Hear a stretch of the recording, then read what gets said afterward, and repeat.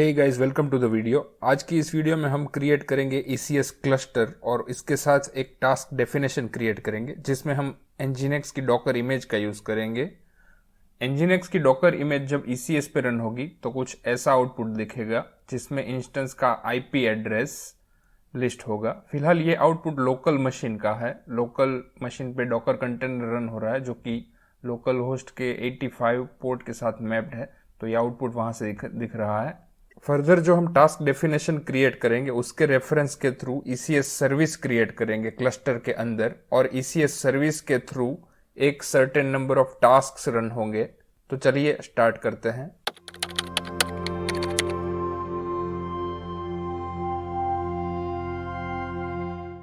इस रिक्वायरमेंट के लिए हमें सबसे पहले क्रिएट करना है टास्क एग्जीक्यूशन रोल।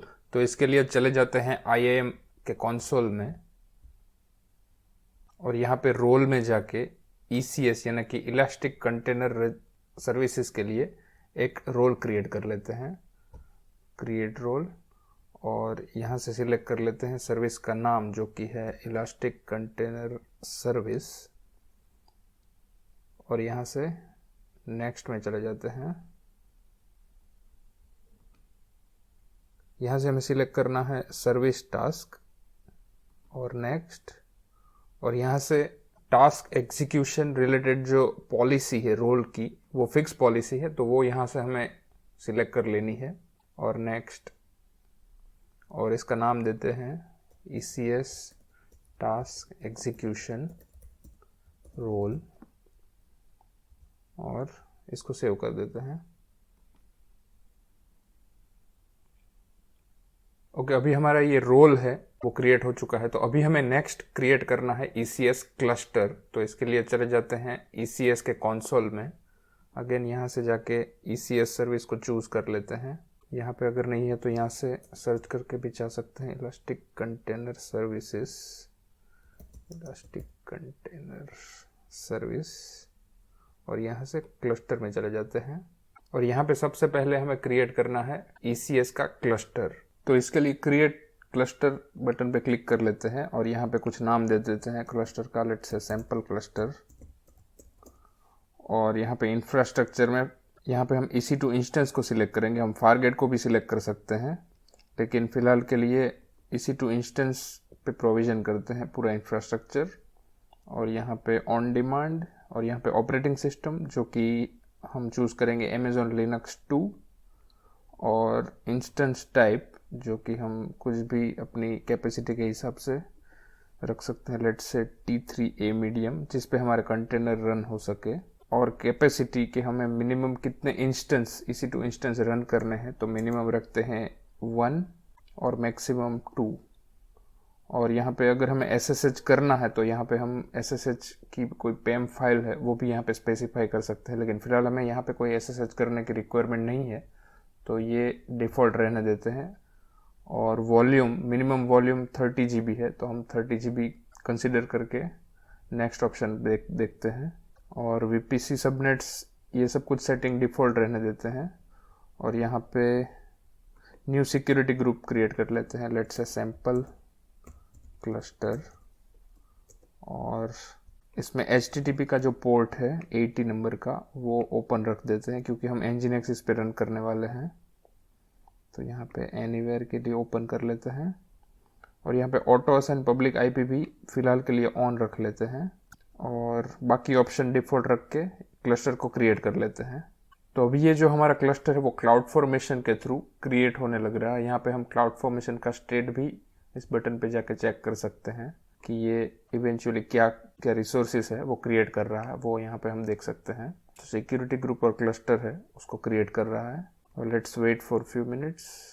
ओके, तो हमारा यहाँ पे क्लस्टर है वो सक्सेसफुली क्रिएट हो चुका है। अगर हम EC2 इंस्टेंस के कंसोल में जाके देखें तो वहाँ पे हमने जो EC2 इंस्टेंस टाइप जो इंफ्रास्ट्रक्चर के टाइम पे सिलेक्ट किया था उसके अकॉर्डिंग जो EC2 का कॉन्फ़िगरेशन था वो इंस्टेंस यहाँ पे क्रिएट होने लग रहा है T3A मीडियम। अगर हम यहाँ पे फारगेट इंस्टेंस टाइप को सिलेक्ट करते तो यहाँ पे कोई EC2 इंस्टेंस क्रिएट नहीं होता, क्योंकि फारगेट है वो एक सर्वरलेस है, तो उसमें हमें कोई भी इंस्टेंस को मैनेज करने की ज़रूरत नहीं रहती।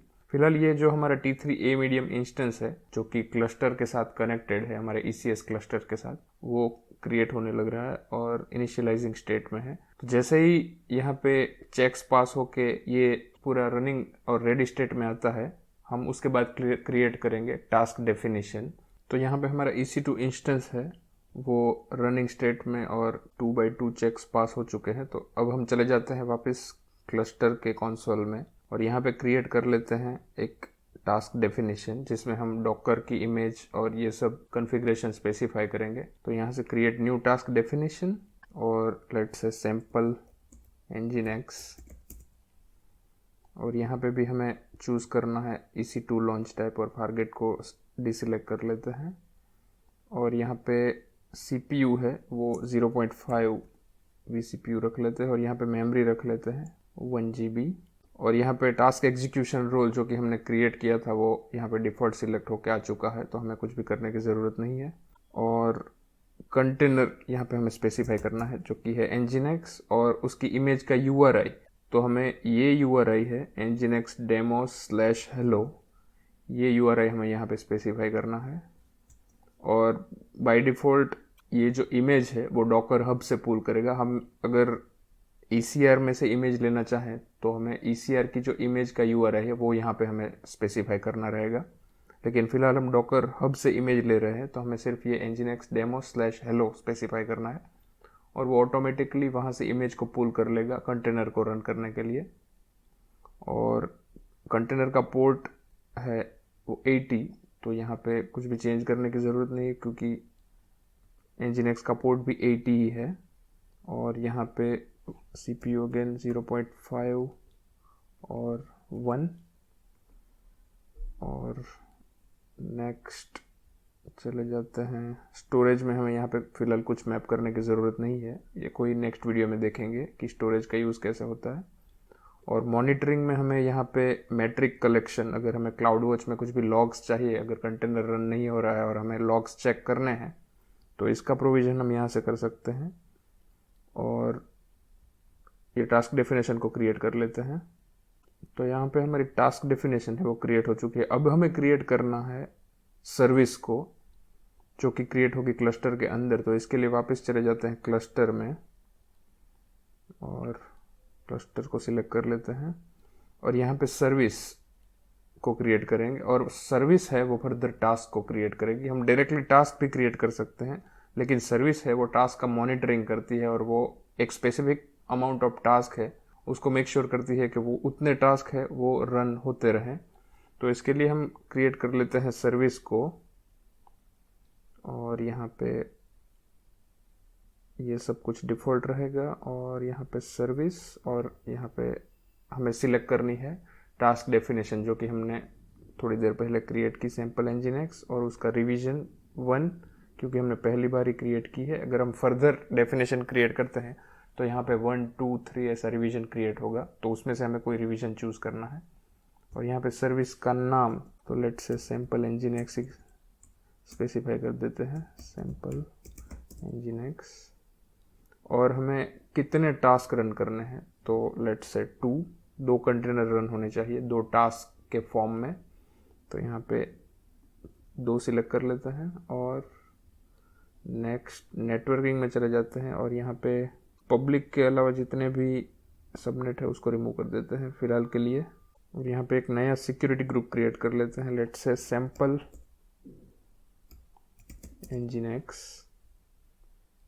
और डिस्क्रिप्शन में भी सेम दे देते हैं सैम्पल nginx। और यहाँ पे 80 नंबर का पोर्ट है वो एक्सपोज कर देते हैं एनीवेयर के लिए।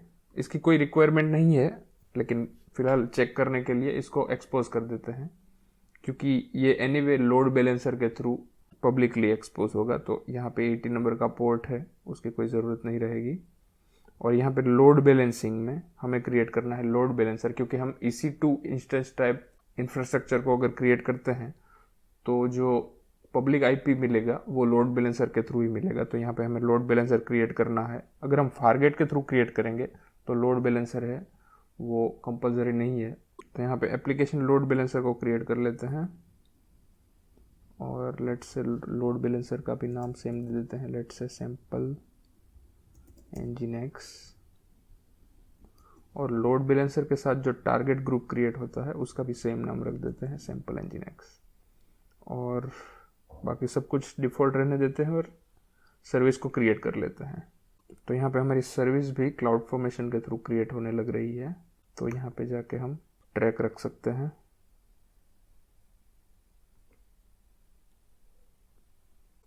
यहाँ पे लोड बैलेंसर सिक्योरिटी ग्रुप और टारगेट ग्रुप को क्रिएट करने लग रहा है। सिक्योरिटी ग्रुप का क्रिएशन कंप्लीट हो चुका है। वापस इसमें चले जाते हैं और रिलोड करके चेक करते हैं। Let's wait for few minutes. यहाँ पे हमारी सर्विस है, उसका स्टेटस एक्टिव है। और यहाँ पे टास्क अगर हम देखें तो 2 टास्क है वो प्रोविजन हो रहे हैं। वापस क्लस्टर में जाके ही इसको ट्रैक करते हैं, टास्क में जाके। तो यहाँ पे 2 टास्क हैं वो प्रोविजन हो रहे हैं सर्विस के थ्रू, क्योंकि हमने सर्विस में नंबर ऑफ टास्क स्पेसिफाई किए थे। इसको फास्ट फॉरवर्ड कर देते हैं। ओके, तो यहाँ पे हमारे दोनों टास्क है वो रनिंग मोड में आ चुके हैं। तो इस कंटेनर को एक्सेस करने के लिए हमें चेक करना है लोड बैलेंसर का डीएनएस, लोड बैलेंसर जो कि सर्विस के साथ क्रिएट हुआ था। तो इसके लिए चले जाते हैं लोड बैलेंसर के कंसोल में। यहाँ पे ये सैंपल nginx करके लोड बैलेंसर क्रिएट हुआ था, उसका डीएनएस जो कि ये दोनों टास्क जो क्रिएट हुए हैं, दोनों ही टास्क को एक एक प्राइवेट आईपी असाइन हुआ है।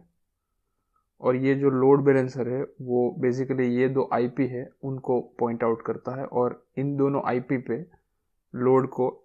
तो जैसे ही हम ये लोड बैलेंसर का डीएनएस है उसको एक्सेस करेंगे तो हमें हमारा जो nginx का कंटेनर का जो आउटपुट है वो यहाँ पे दिखेगा। और ये है वो कोई एक टास्क का आईपी है। उसको टास्क या तो फिर कंटेनर या तो फिर एक इंस्टेंस, कुछ भी है, कुछ भी टर्म से रिफर कर सकते हैं। और जैसे ही रिलोड करेंगे वो राउंड रॉबिन मैनर में दोनों ही टास्क पे ट्रैफिक को सेंड करेगा। एक बार 172.31.46.170 पे जा रहा है और दूसरी बार 172.31.46.155 पे जा रहा है, जो कि ये जो टास्क क्रिएट हुए हैं उनका आईपी है रिस्पेक्टिवली 46.155, 46.155 और दूसरे टास्क का आईपी है 46.170, 46.170, 46.155। तो ऐसे हमने देखा कि nginx की जो ये इमेज है उसको ECS पे कैसे डिप्लॉय करें और लोड बैलेंसर के थ्रू उसको कैसे एक्सेस करें।